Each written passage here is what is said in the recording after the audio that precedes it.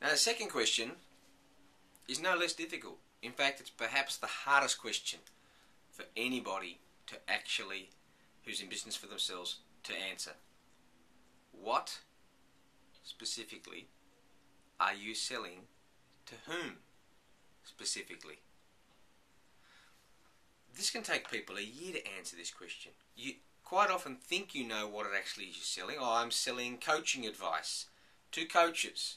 No, nobody is selling coaching advice to coaches. It's never ever that simple. Think about what it actually is when you actually succeed in the job that you're doing.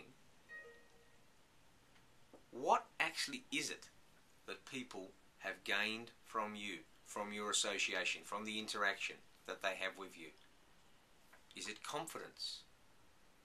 Is it motivation? Is it information? I don't know what it actually is you're selling. Only you can know that. But we take it for granted. We don't take the time to actually try and understand what we're actually trying to sell. So that's the first half of the question. The second half of the question is, to whom are we trying to sell this thing?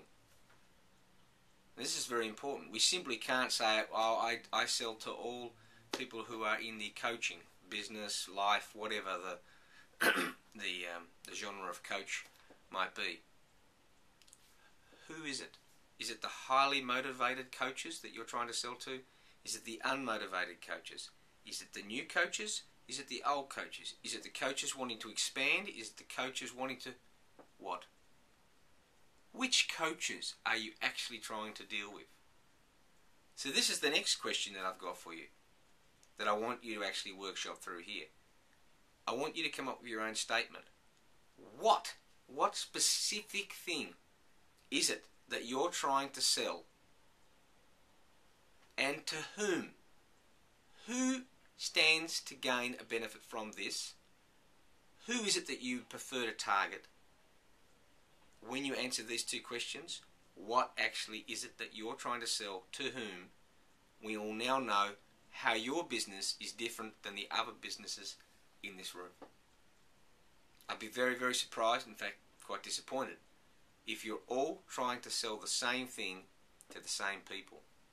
To the extent that you realise that you actually are different from all those other people in the room, you've now found people who can genuinely help you to actually move this thing forward, because you're not a threat to each other, because you're actually selling something different to different people.